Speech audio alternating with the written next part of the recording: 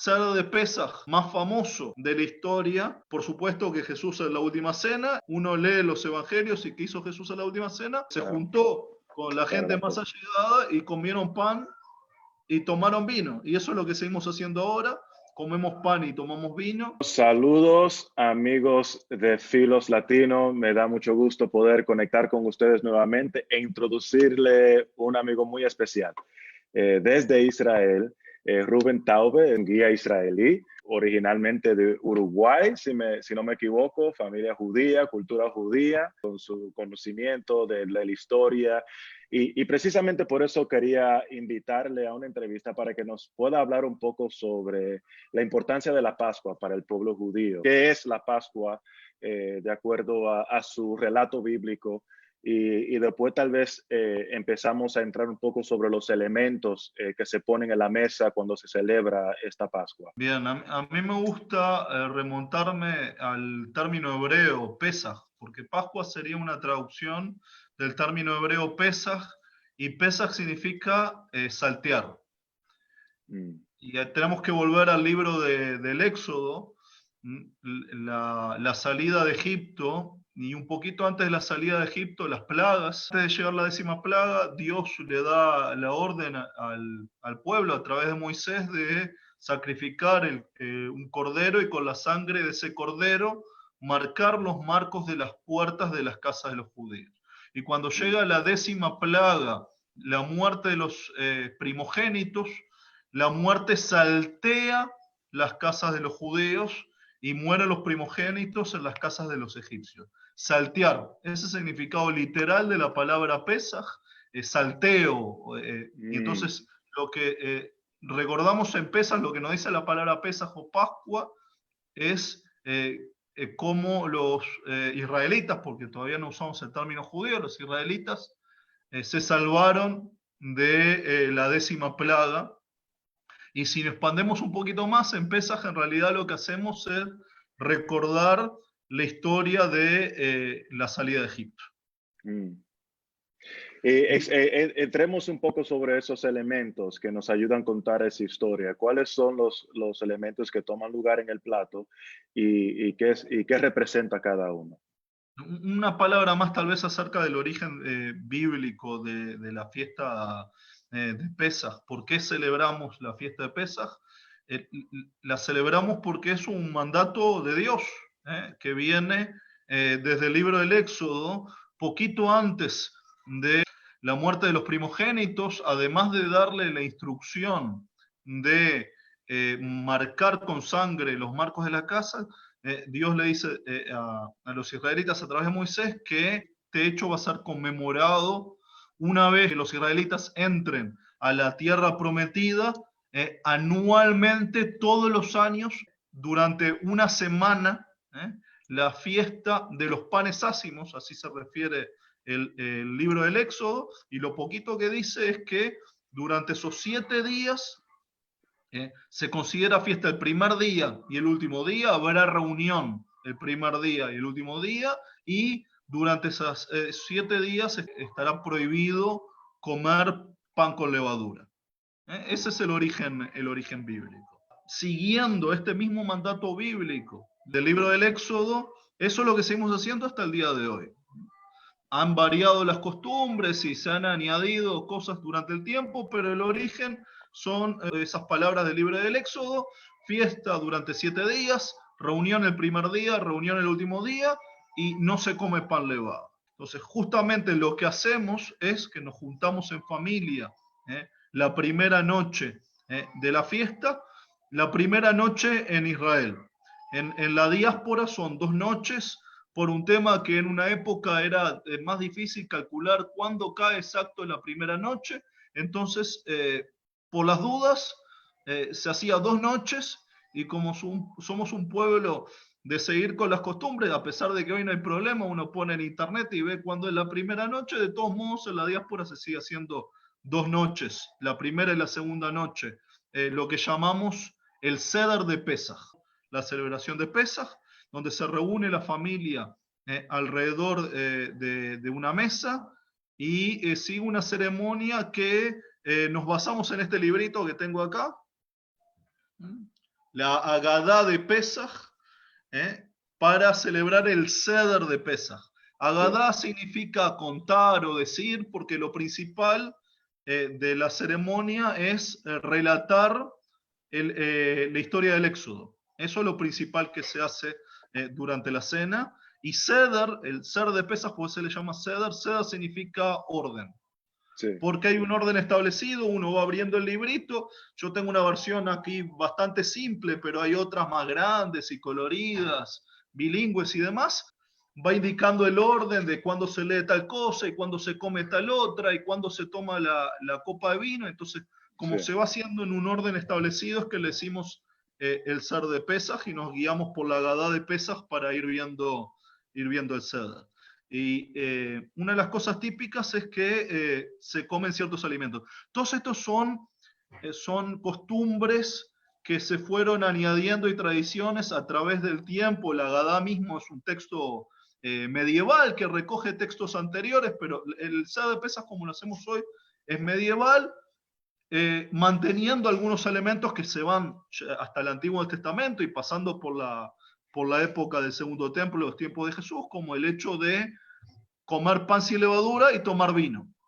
Eso Mm, no ha cambiado en los últimos 2000 años. El cerdo de Pesaj más famoso de la historia, por supuesto que Jesús en la última cena, uno lee los evangelios y qué hizo Jesús en la última cena, se claro, juntó con la gente claro. más allegada y comieron pan y tomaron vino. Y eso es lo que seguimos haciendo ahora, comemos pan y tomamos vino. Entonces en la mesa no puede faltar la matzá, le decimos en hebreo, el pan ácimo, el pan sin levadura, que recuerda que los israelitas al salir de Egipto se marcharon a las apuradas, no les dio el tiempo para elevar el pan, y así Mm, que por mandato bíblico no se come pan con levadura durante toda la fiesta. En realidad, si uno lee con atención, no se dice que no se puede comer el pan con levadura, dice no se puede poseer pan con levadura. Entonces, ok, las familias más ortodoxas que la mía, nosotros somos judíos seculares en casa, o sea que celebramos la fiesta, pero no a rajatabla. Las familias que lo hacen en forma ortodoxa,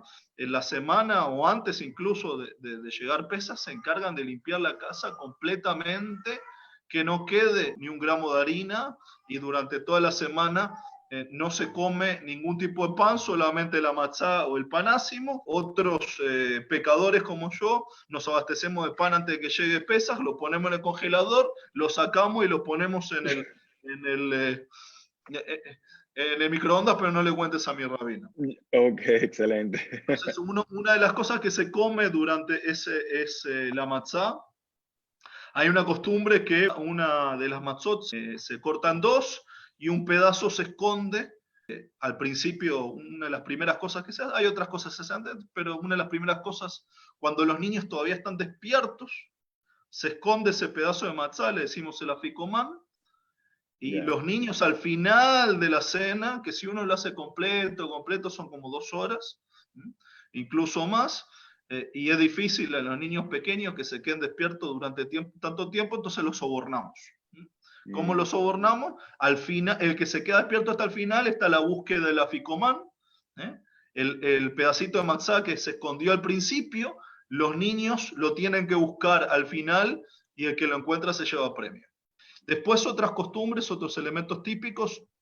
Hay un plato, le decimos que hará de Pesaj, que se pone como en exhibición en el medio de la mesa y sí, que tiene ciertos elementos que no pueden faltar durante el Seder de Pesaj, como es, por ejemplo, un huevo duro, en recuerdo a los tiempos duros que pasamos en Egipto, hierbas amargas, por la amargura de lo que era la vida de esclavos en Egipto, una especie de dulce que se llama jaroset, que es una mezcla de manzana con nuez y un poco de vino o jugo de uva, y que tiene un color amarillento, marrón, que recuerda los ladrillos con los cuales fueron mm, construidas las ciudades de Pitom y Ramsés, que ya, fueron los israelitas obligados a construir como esclavos, y todo relacionado de un modo u otro con el tiempo de la esclavitud. Y bueno, abrimos la Gadá y vamos haciendo los pasos y se toma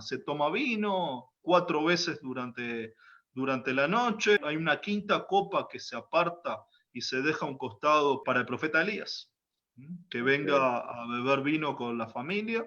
Profeta Elías es uno de los únicos dos del Antiguo Testamento que no se cuenta que haya muerto, sino que ascendió al cielo aún en vida en su carro de fuego. Como no murió y se fue así repentinamente, esperamos que vuelva. Tiene que llegar Elías antes de que llegue el Mesías. Entonces, como estamos esperando ansiosamente la llegada del Mesías, esperamos ansiosamente la llegada de Elías y tenemos todo listo para que llegue Elías. Si Elías llega justo en Pesaj, ya le tenemos el vino, una copa de vino apartado para que Elías pueda sentarse a tomar con la familia. Siempre en toda familia hay un borrachín que se vacía la copa de Elías cuando nadie está mirando. Hace años que sospecho de mi hermana. Bueno, las 4 copas de vino, la quinta copa de vino que se deja para Elías, en la mitad se para comer, porque cena, se cantan canciones, se leen distintos textos, y el texto principal habla de la salida de Egipto.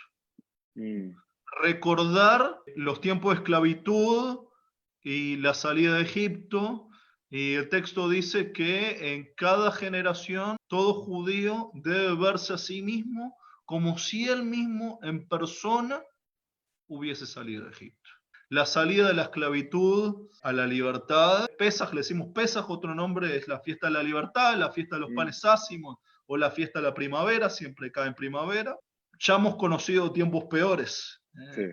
Los judíos siempre celebraron la Pascua, la Pesaj, siempre, a veces lo tuvieron que hacer a escondidas, cuando los perseguía la Inquisición en España, en los guetos durante la Segunda Guerra Mundial, en las circunstancias que fuera, uno se las arreglaba. Aprovechemos esa oportunidad también para hablar qué papel ha jugado esta celebración a través de la historia del pueblo judío en todos estos eventos históricos difíciles y complicados. Tal vez no pudiera decir qué otras razones históricas tú has visto del por qué ha sido importante continuar con esta celebración. El pueblo judío es un pueblo que si sigue existiendo hasta el día de hoy, a pesar de 2000 años de exilio, no hay otro ejemplo en la historia de la humanidad de un pueblo que haya mantenido su identidad nacional después de tanto tiempo de estar disperso en otras tierras. Si eso fue posible, fue gracias a que siempre hemos conservado nuestra cultura, nuestra religión, nuestras tradiciones, nuestras fiestas, y una de las fiestas centrales ha sido la fiesta de Pesaj. Que ha ido variando durante el tiempo, era muy distinta cuando el pueblo de Israel estaba en la tierra de Israel y el templo estaba en pie y se hacía el sacrificio del cordero pascual, se hacía en el templo. Las cosas fueron cambiando, el pueblo se fue dispersando, y si todavía existe es porque hemos recordado y mantenido la fiesta de Pesaj. La fiesta de Pesaj era una fiesta en la que se acostumbraba ir al templo de Jerusalén 3 veces al año, 3 fiestas al año. Una de ellas la fiesta de Pesaj, donde se iba al templo de Jerusalén, se ofrecían sacrificios en el templo de Jerusalén. El templo no lo tenemos, no está desde que fue destruido por los romanos en el año 70, pero a pesar de la destrucción del templo, la centralidad de Pesaj para el pueblo judío se mantuvo. Te voy a dar un ejemplo con otra fiesta más frecuente, el Shabbat, el sábado, el viernes a la noche al sábado de la noche. Hay una frase que dice: más que los judíos guardar el Shabbat guardó a los judíos. Que la idea detrás de la frase es que los judíos, al mantener la tradición y guardar todas esas restricciones que hay en Shabbat, de no trabajar, no encender luz y demás, si no lo hubiesen hecho, hubiesen terminado adoptando las costumbres y las leyes de otras comunidades, y el pueblo judío se hubiese asimilado y hoy no existiría. Y eso se dice acerca de Shabbat, pero se podría decir acerca de Pesaj y cualquiera de las festividades Excelente. judías. Ahora que me pones a pensar, pensando en el Éxodo, Dios liberó al pueblo judío de la esclavitud de Egipto y lo sacó a este desierto por 40 años. Después de esta salida de Egipto, que Dios creó la nación de Israel. En su historia, en el exilio, ¿verdad? Después de la destrucción del templo, esos 2000 años dispersados por todo el imperio romano, hubieron momentos donde el pueblo judío tal vez se interpretaron como en otra forma de esclavitud y necesitaban ser liberados nuevamente por Dios para renacer la nación. Si tal vez de manera simbólica aplicaban la historia pascual en ese contexto histórico. Sin duda, sin duda, sin duda. Sin lugar a dudas, hay una frase de la Haggadá de Pesaj que es un texto medieval, pero seguramente judíos que lo sintieron de carne propia en aquella época, una frase que dice: en toda generación hay un faraón que se levanta e intenta exterminarnos. El faraón en Egipto tal vez fue el primero, pero lamentablemente sabemos que no fue el último, hasta hace muy poquito en términos históricos.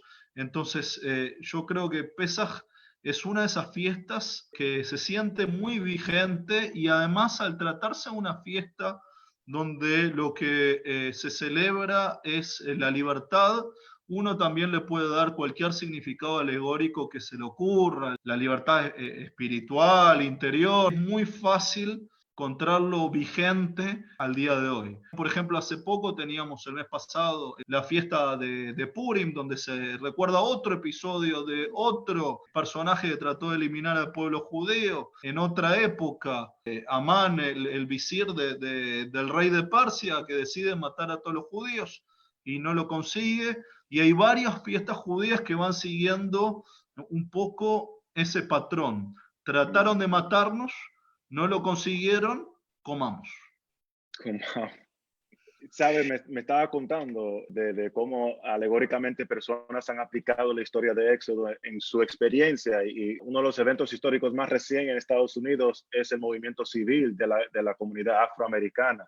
Y desde la esclavitud, ellos cantaban canciones que contaban la historia del Éxodo, y obviamente en una esclavitud real, viviéndolos ellos aquí en Estados Unidos, buscaban refugio y esperanza en esos textos. Inclusive, fíjate eso, que la Biblia que sus dueños le daban, que en el Museo de la Biblia se puede encontrar una copia, la Biblia del esclavo. En la Biblia del esclavo le arrancaban el relato del Éxodo. Es la historia que le dio luz a la idea de la libertad, ¿verdad? La idea del derecho de protestar en contra de los gobiernos y los líderes. ¿Por qué? Porque hay una autoridad sobre encima de ellos, que eso es un concepto en el bíblico y un concepto nuevo en el sentido bíblico. O sea, el faraón era el dios, o el rey era el dios de las personas, era quien dictaba las leyes de ese país. Pero a diferencia de esa historia, vemos que en el pueblo de Israel Dios le revela su ley no a un faraón,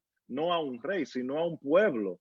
En cierto sentido, democratizó las leyes de Dios para que cada israelí común y corriente tenga esa autoridad. Y también, o sea, es una responsabilidad de mantener responsable a su vecino, asegurando que ellos vivan a la luz de la ley de Dios. Es impresionante cómo esa historia del Éxodo, que se ha preservado por medio de las celebraciones pascuales en el pueblo judío, ha también de una manera inspirado otros movimientos de libertad en todo el mundo, en todo el mundo. Y todavía sigue siendo así, una fuente de inspiración, y esperamos que lo siga siendo, porque es siempre bueno entender que el pueblo judío ha jugado un papel fundamental en la historia, de que han sido los primeros que Dios ha usado para revelar este concepto de libertad en todo el mundo, y ver que ha funcionado, que si un grupo de personas se atreven a protestar en contra de un líder, de un gobierno, puede llevar a cabo su meta y puede tener el respaldo de Dios en esa búsqueda. Y lo vemos que el pueblo afroamericano lo ha puesto a prueba y lo ha logrado en Estados Unidos. No, no conocía. Interesante.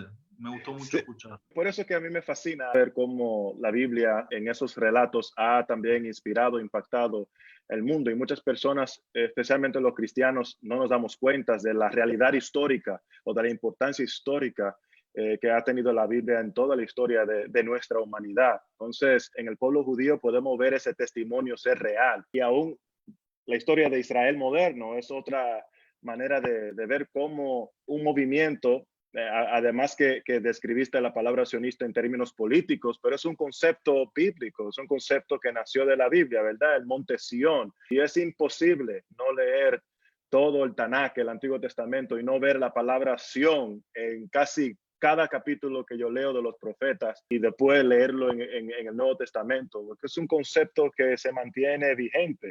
Como movimiento político empieza en el siglo XIX, pero por supuesto que las raíces vienen muy atrás. Muy fácil conectarlo también con Pesaj y con la Gadá. Hay una frase que dice: este año somos esclavos, el año próximo seremos libres, este año estamos en la diáspora, el año próximo estaremos en Jerusalén. Y esto lo decía gente que no necesariamente era esclavo en el sentido literal de la palabra, pero sí que lo leía gente que estaba fuera de Israel y en anhelo de volver a la tierra de Israel, centenario, milenario sin duda. Bueno amigos, ya estamos llegando al final, pero antes de que se vayan, algo de información que me parece muy interesante. El entrevistador se llama Jesse Rojo, es el director de Philos Project en su versión latina. Philos Project es una organización que se dedica a promover un involucramiento positivo de los cristianos del mundo en Medio Oriente. La verdad que es una organización que yo respeto mucho, porque si bien tiene una postura bastante pro-israelí, por lo que escucharon decir a Jesse se le nota, pero al mismo tiempo una empatía muy grande también hacia los palestinos, hacia otros pueblos del Medio Oriente, hacia los cristianos, hacia los problemas que enfrentan los cristianos locales que viven aquí en el Medio Oriente también, y tienen un montón de socios locales en cada uno de los países en los que ellos están involucrados. Por supuesto que les dejo en la descripción del video los enlaces a los canales de YouTube, tanto de Jesse personal como de Philos Latino, y sus páginas web para más información. La entrevista fue filmada originalmente hace 4 años atrás, en la época de la pandemia. Recorté algunas partes porque quien quiere acordarse ahora de aquellos tiempos. Le contaba a Jesse, por ejemplo, cómo había sido vivir el ser de Pesaj en cuarentena. Todo eso en esta oportunidad lo dejo a un costado, pero como mencionamos en el video, Pesaj es una festividad que siempre está vigente, y ahora también estamos pasando tiempos duros. La idea de pensar en la salida del cautiverio a la libertad, es muy difícil no pensar en los secuestrados. Yo creo que este año estamos esperando ansiosamente, más aún que a Elías, que regresen los secuestrados de Gaza, y ojalá que podamos tenerlos juntos con nosotros para poder celebrar el ser de Pesaj que celebramos este año dentro de poco más de una semana. Aprovecho a desearle a todos los seguidores del canal Hag Sameach que tengan una feliz fiesta de la libertad, y que si este año son esclavos, el año próximo sean libres. Que si en este momento no pueden venir ni siquiera de visita a Israel, ojalá que el año próximo sí, y antes de que termine este año también libertad y paz para todos. No se olviden de presionar like, déjenme un comentario, compartan en sus redes sociales, y si es la primera vez que están viendo el canal, presionen suscribir. Y si están suscritos pero no les llegan todos los videos, aprieten de vuelta en suscribir. Hay que presionar la campanita y entonces sí recibirán todos los videos del canal.